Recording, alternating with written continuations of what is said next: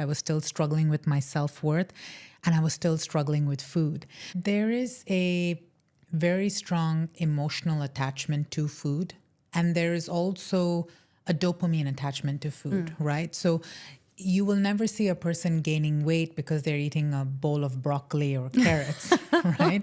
It will usually be cookies, chips, burgers, fries. And these foods are created in a way to provide you dopamine. Everyone is an emotional eater. Everyone in this room is an emotional eater. But we have to ask ourselves, when does it become a problem? It becomes a problem when every time we feel stressed or every time we feel sad, we are eating. Because if you can't even accept yourself, if you can't even look at yourself in the mirror, you will never love yourself. And our body became a trend. It became a trend. Oh, you have to be a little bit thicker than you're considered. So everyone's trying to put on weight. No, now skinny is in. Everyone needs to be skinny.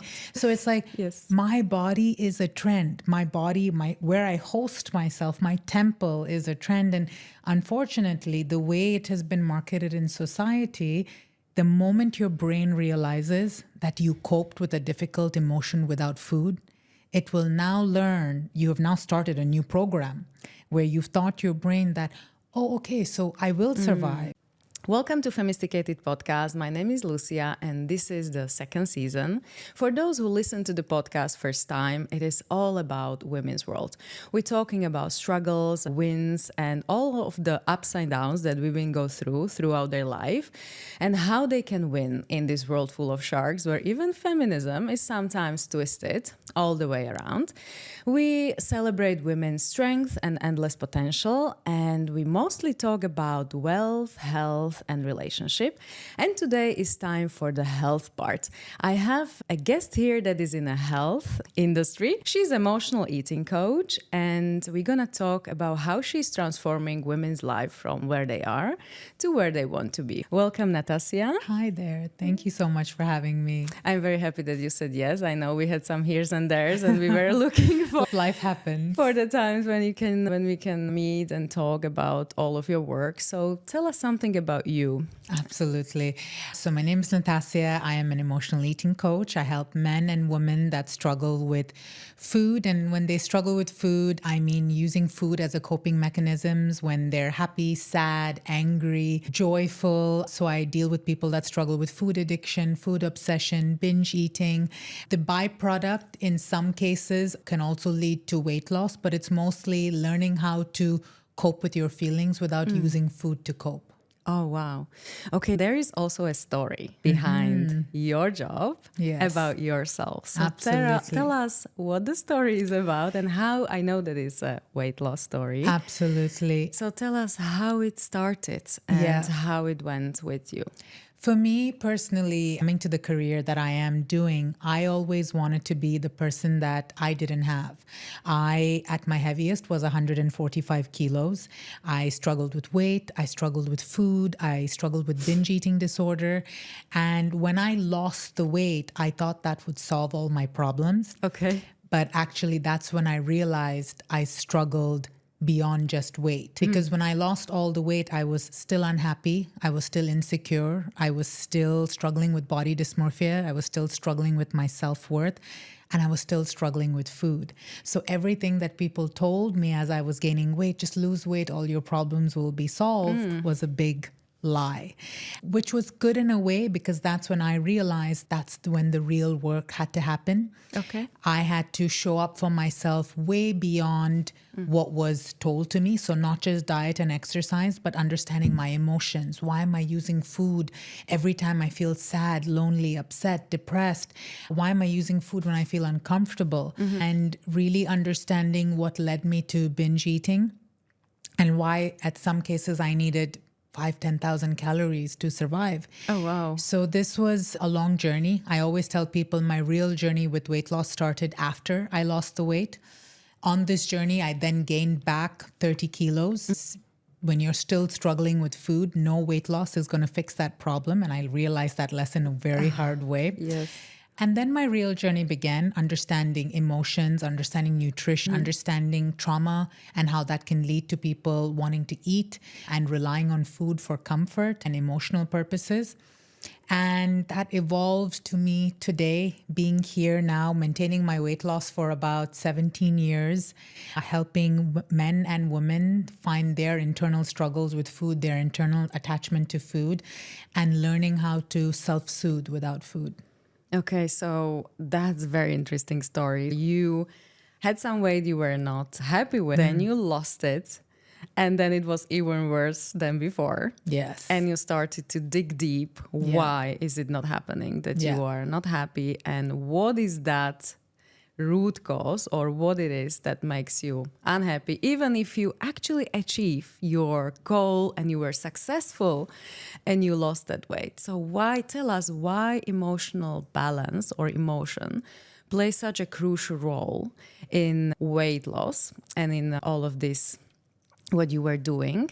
Because some people, when you say weight loss and they want to lose weight, they just think it's about nutrition and exercise. And don't get me wrong, in the past, it was like that. You either went to the gym and they tell you to work out and you're gonna lose weight, but for many people it's not happening. Or they, like, after people went to nutritionists and to people who tells you how you should eat. That was the part. And now we are adding also emotions, because we realize that it is all connected. Our bodies and minds and soul is all interconnected. So why emotions play such a crucial role? There is a very strong emotional attachment to food, and there is also a dopamine attachment to food, right? So you will never see a person gaining weight because they're eating a bowl of broccoli or carrots, right?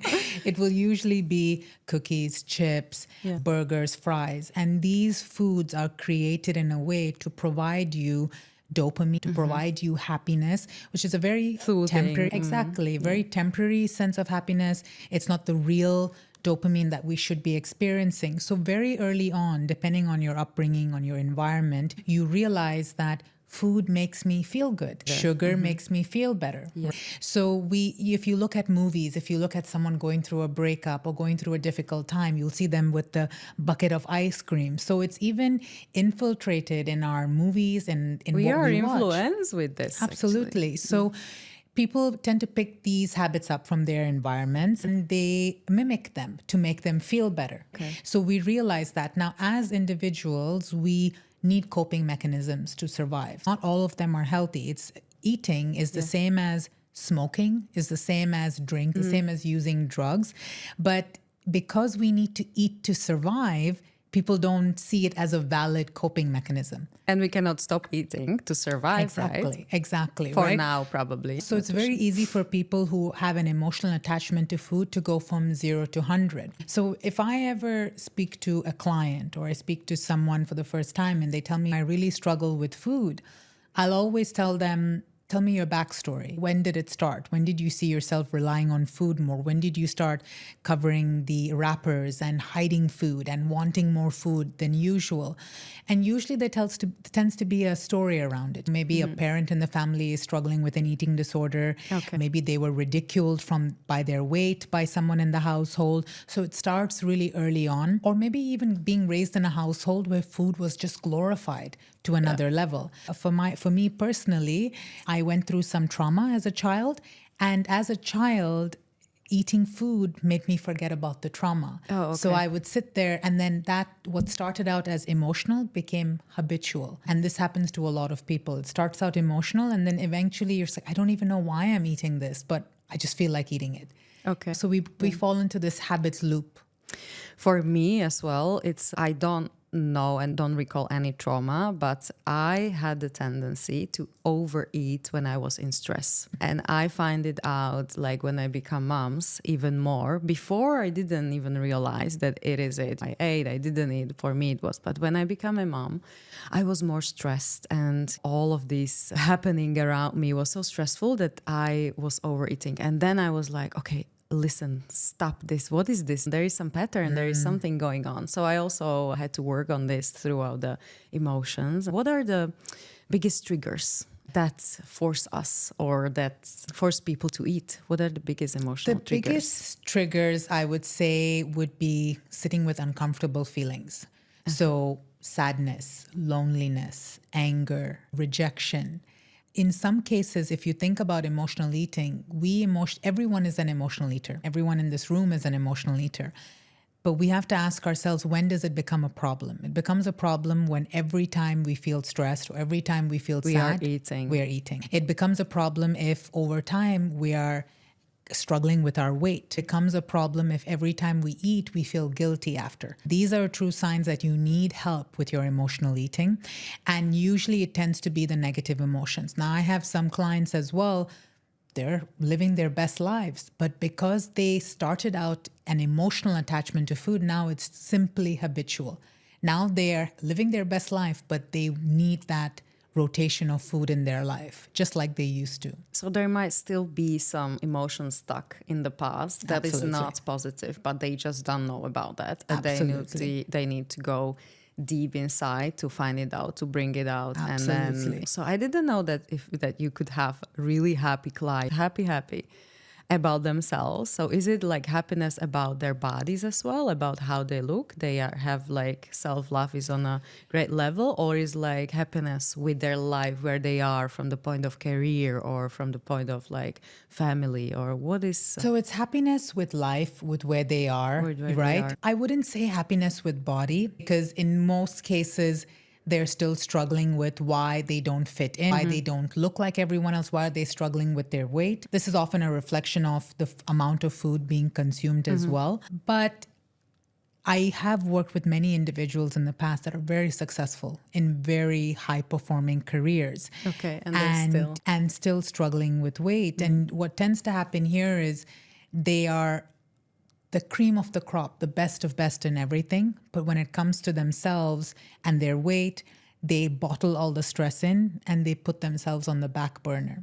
And so we really have to understand your priorities, because in this world, as you said in the beginning, how can a woman stand up in this world and be herself and showcase herself and win? And so sometimes some individuals, some women see winning as, I'll win, I'll be the breadwinner, I'll make the money, I will cross off all these things on my checklist.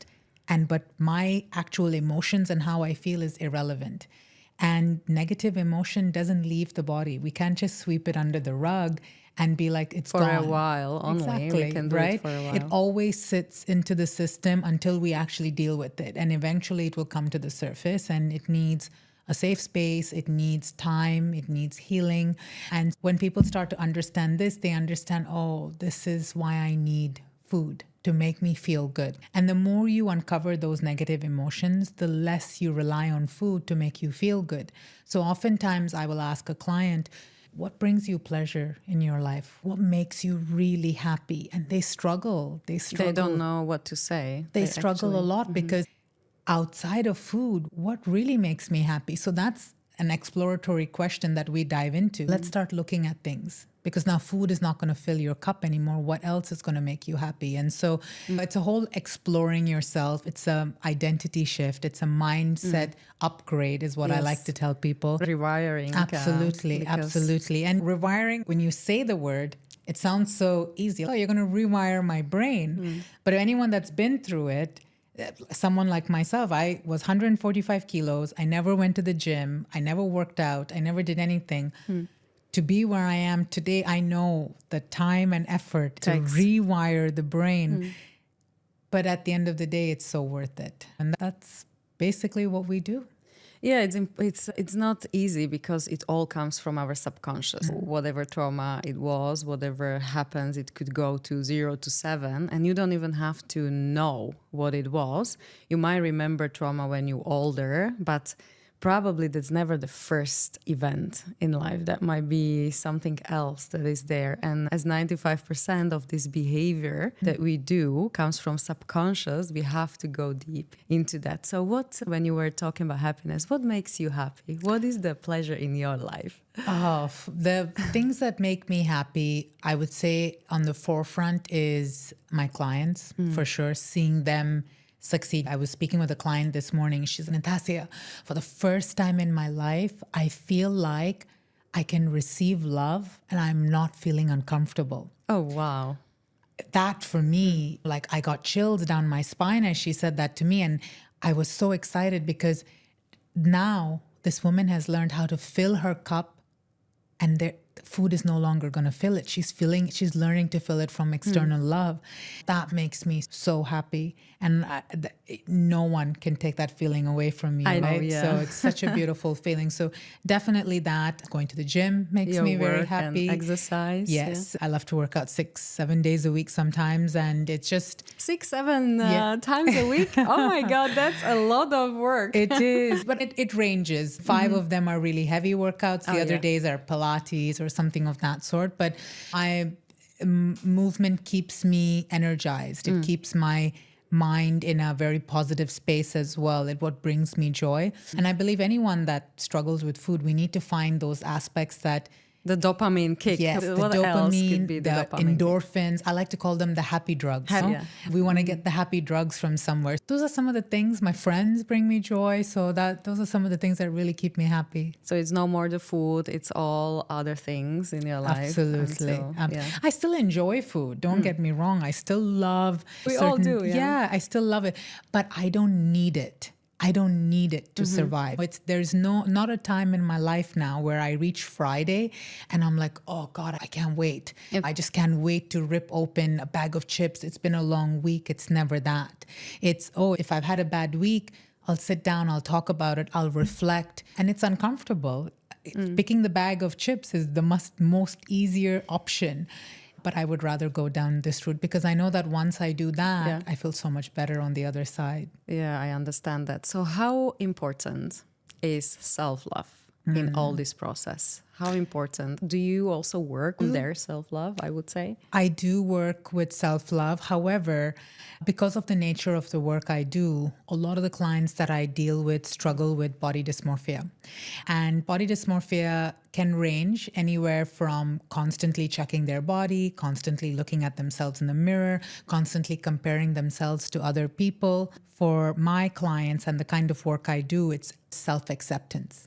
Accepting yourself for who you are. Because if you can't even accept yourself, if you can't even look at yourself in the mirror, you will never love yourself. And that's part of the self-love process, though. Self-acceptance is one pillar of self-love. Yeah. So acceptance needs to be there first. So for me, it's really just highlighting acceptance and really seeing how these individuals can learn to accept themselves, learn to look in the mirror and say, you might not be where you are. You might be struggling with food. You might need to lose weight. You might need to stop binge eating, but you're not a bad person. And just building that trust with themselves. Once we reach that, then we move on to really loving themselves, embracing who they are, showing up, dressing up for the woman that they can be. And that turnaround tends to happen. You'll see the spark in them, right? Of course. You'll see the smile on their faces. I'll get pictures from clients and things that they're wearing. And they'll be like, Natassia, it's not the size I want to be, but look at how beautiful I look in this dress. And I was like, absolutely. And that part it's beautiful. It's so beautiful because you know that truly this individual now sees themselves as they are. As they are. And it's when I see them, I've seen this person from the beginning, but it's so hard that sometimes they can't even see their own beauty because we go on the beauty standards that are shown to us, right? Or what we see on social media or in books. It's very rewarding and fulfilling. And how does this, when you started with social medias, how do you look at this, all this social media bullying, like each other because of the weight, because of how we look, when you see it over the socials? What would you recommend to women who see some nasty comments about themselves on social? Either they are celebrities or they are regular women or people, and they see some comments about themselves, about the bodies. What would you recommend them to do not to fall into that loop of self-pity or these negative emotions and sadness? And it's actually hurtful for some people if they see these comments. And I bet you that most of these comments doesn't exist or wouldn't exist if we see each other in person. Nobody would say to each other's eyes all of those nasty comments if they had you in front of the face. So what would you recommend these women to do? A few years ago, I would say about 11, 12 years ago, I had another Instagram account. Okay. And no, probably, yeah, maybe more than 11. In that Instagram account, I was talking about my weight loss journey and things of that sort. Okay. And I was getting a lot of negative comments about my stretch marks, my What? loose skin. Yes. And Wait, from women or from men? From both. They're like, oh, you're so disgusting. Look at you. Comments like this when you It was sharing really, your absolutely. And I closed my Instagram account down. I had to build a new Instagram account from scratch. So everything I've built now is I've built it the second time from scratch. And so I have been a victim of it. I did not handle it the first time. Of I couldn't course. sleep. I was struggling. I had a partner at the time. I would tell him, I can't have people talk about me like this. I'm just trying to do something good. So I want to be really honest that I don't come from a place of always dealing with it with confidence. Okay. I did struggle with it quite a bit. This time around, I wanted to do it very differently. And so I come from a better place emotionally as well because I've done the work, as we were talking about previously. Yeah. I now understand that when someone makes a negative comment, it's often a reflection of their own insecurities. Exactly. It's their insecurities. It has nothing to do with you. Actually. Absolutely. Yeah. And so that was one thing that was very freeing. Second is no matter how much and how hard we try, social media is going to have a negative turn, a negative spiral to it. So I often have a philosophy for myself, and social media it's where my business runs primarily, right? So I post and I ghost. And basically what that means is I post whatever I need to, my stories, my reel. I have a social media manager as well that manages everything. But the minute the post is done, I'm out. You're out No of scrolling, no looking at comments, no comparing. I won't even watch stories anymore because it doesn't serve me any purpose. It doesn't help my mental health. Sometimes we cannot catch ourselves when it spirals. We cannot catch ourselves when we're looking at stories and saying, oh yeah, I won't let it affect me negatively. It will. Does it still triggers you? Does it still... Not really. Do you still have the charge? No, when not you really. See that? Not really. I can go onto social media if I want to. But for me now, I look at it as a waste of time. Like I have many videos out there that have reached 20 million, 15 million views. Oh, wow. And Congratulations. Thank you. But on those videos, if you look at the comments, there was one video before I had my braces. People were like, oh, look at her teeth. And no way. Yeah. No. And they were like, oh, people always make comments. So the one thing I've realized is no matter where you are in life, no matter what you've done, no matter how far you've grown, the more you put yourself out there, the more people are going to talk about you. And so I still see them, thousands. And I hired a new person on our team 3 months ago. And she's like, Natassia, the comments are too much. I said, don't worry, get used to it. This is part of what we do. It's still there. It doesn't trigger me anymore. I don't care to respond to them. That's amazing. So every so often I'll have a comment that degrades other women. Then of course I will step in and say, excuse me, that's not going to work. But if it's personally to me, I just take it from one ear and throw it out the other. Doesn't faze me. All of those nasty comments out there, all of those people, those are your clients actually. Yeah, or those are my clients. They need a rewiring of the brain and just refocusing, because really if somebody wants to hurt other person on this planet, it's all about their own world and their own hurt. It really influenced me in the past when I was a girl, when I was a teenager, even when I was a woman. I wanted to prove myself. I wanted to prove that I am beautiful, that I am smart, that I'm everything. I needed a proof of this because this society pushed us to this level of that are we good enough to be here? I proved it actually. Of course, I proved it. I was top of my world and I also represented my country in Japan and everywhere. But just now I realized that I was so insecure in myself because I needed to do this. And it wasn't just that. I was curious how it goes and I wanted to try new things. But a big part of me did it because I need this proof. And I think that even that time, there were no social medias. There were no bullying on socials. There were few platforms that you can go to. But even small comments from medias, it made me feel so small and so disappointed and hurt that I remember in my country, I just actually had to leave the country because I didn't want to be in this loop of media, and I wasn't famous or so. It was in TV and everywhere. I did some modeling job, but it influences my life. That small bit that I was among all of these celebrities and people, it so influences my life that I just decided to travel abroad. And I actually never went back. And I see people who just disappear for a while as a women, and they were part of this society, models, and they come back. Their immediate attention of the media is, how much did she gain? Why she gained so much weight? They do not focus on anything else, just how you look and how you change and why, and oh, she looks that. And I don't understand why the focus is always on this. I know that we all perceive others through eyes first, and that this is very important. And that's what I did for the past 12 years. I help women to be confident in their own bodies, but through clothes and through how they look. But why we are so obsessed with women's bodies? Why do you think is this? Because it doesn't make sense to me ever. Yeah.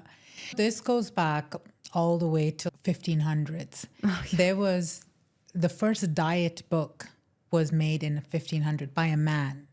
By a man. Talking about those who are fat are unfit. And it was such an interesting book. And imagine, this is in the 1500s, talking about how they should eat only 12 ounces a day and only the fittest people will live longer. But all people or only women?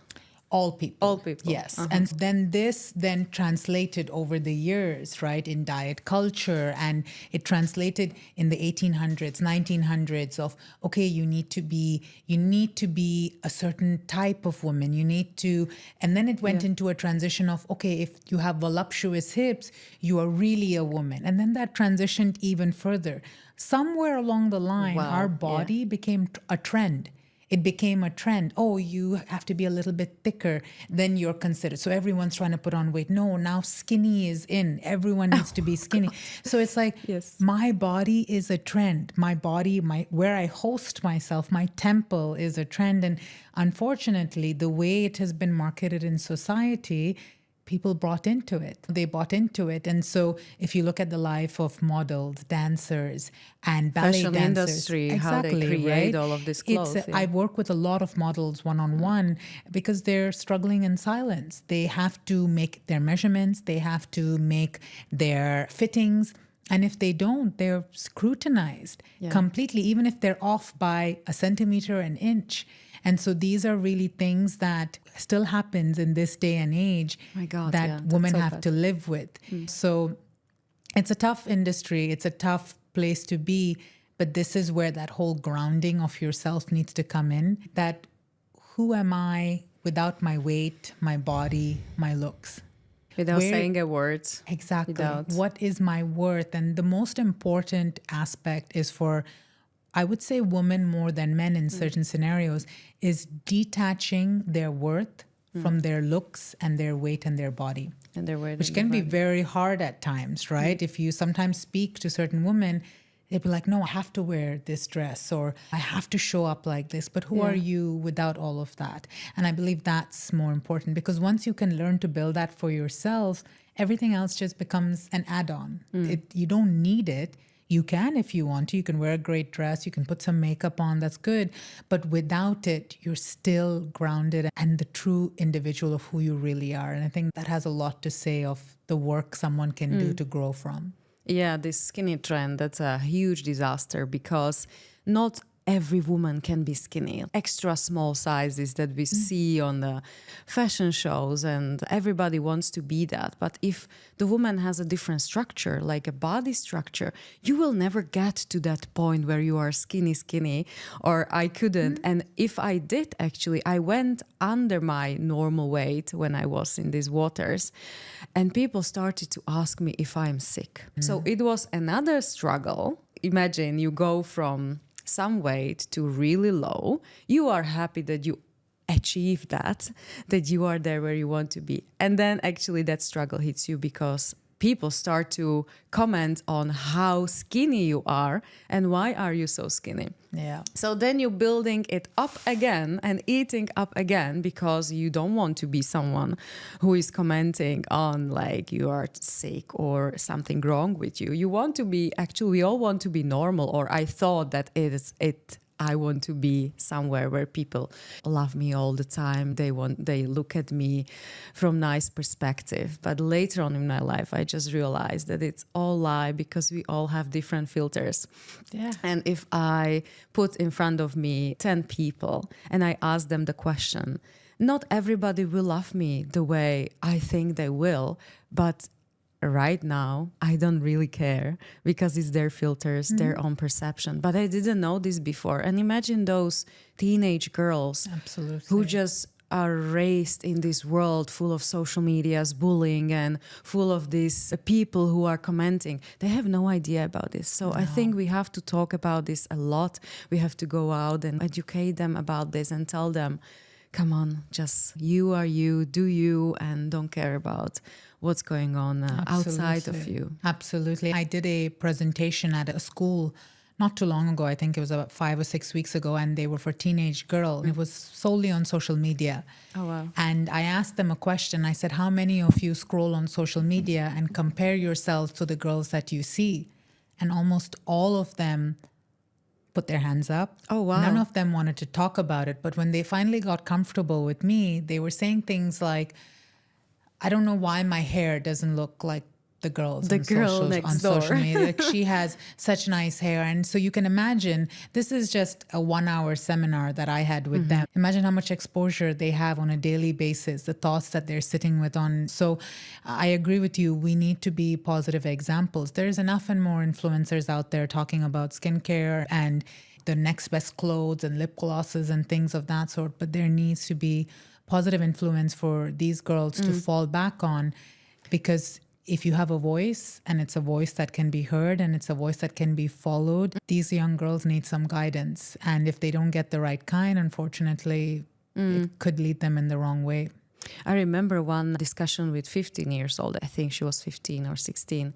And I asked her like how she feels about herself these days when there is influence of social media and how she's taking it all. And she told me that her generation, I'm talking about not millennials, generation after, Generation Z, I think it is, that they are so insecure in their bodies and in their minds because everybody are comparing to each other from body point of view, how they look, what they say, what they feel, that they are like, it's an insecure generation. And I also read one article that there are some people or some women or men from this generation that some kids, I would still call them kids, because until we are like 21, 25 or maybe 28, our brain is still developing. So they don't want to be anymore on social media. Some of them, if they don't choose to be influencers, they sometimes don't want to be part of it because it's so hurtful. I don't blame them, to be honest with you. I don't blame them. And social media can go both ways, right? Yeah. It can go, I use it as a great tool, as a great platform. It's an amazing platform. But also I've filtered it to curate a social media that works for me. Anything that is not aligned with that, any influencer that's not aligned with that, I will immediately remove, unfollow. And so you can make it something really beautiful, but you have to teach yourself how to do that, or have guidance on how to do that. And be mature for it to handle all of that. Or as you said, you just don't go there and you don't care, even if it doesn't influence you, but you refocus and you go somewhere else. You can't make everyone happy. Exactly. You can do the best that you can. What is going back to your clients, what is your breakthrough moment that you had with some of them? If you can share. Of course. So breakthroughs can vary from person to person. For me, the biggest breakthrough is when a person realizes that if they don't get food in that moment, they will survive. Okay. And I have to be very clear when I say that. When I say don't get food in the moment, this person has eaten their dinner, they've had their lunch. They're not eating food because they're hungry or because they're starving. They're eating more than what they need for that moment. And usually that's an uncomfortable feeling. And anytime a client tells me I just wanted to open a box of cookies and finish the whole thing, but I didn't, Natassia. I didn't. I went for a walk and I cried and it was painful. Wow. That's a breakthrough for me, because That's amazing. It's so beautiful, because the moment your brain realizes that you coped with a difficult emotion without food, it will now learn, you have now started a new program where you've taught your brain that, oh, okay, so I will survive. I will live without food.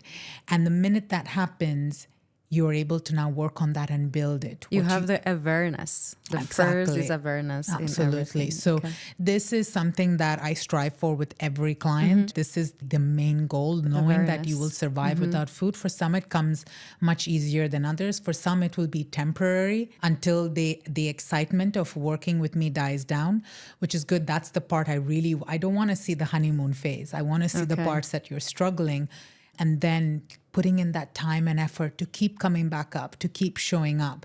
That's where the real change tends to happen. Okay. Just to wrap up this conversation, what is the number one advice right now? And like women are listening to us and they are struggling.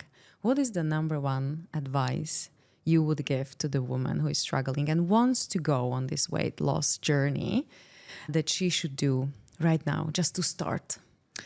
The number one advice I would say is to, first and foremost, not to look at this as a weight loss journey, but as a journey of yourself, a journey of completely switching your identity to someone much higher, to someone who can really transform her life.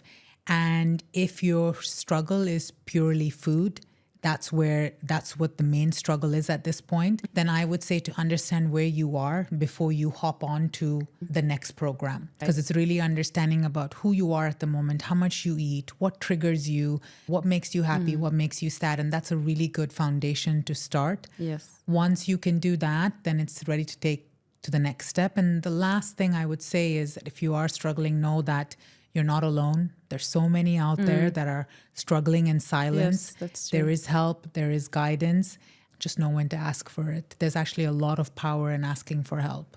Okay. And where can they find you if they decide to go for your coaching? Absolutely. So you can find me on social media under Natassia D'Souza, or on LinkedIn. That's where you and I connected.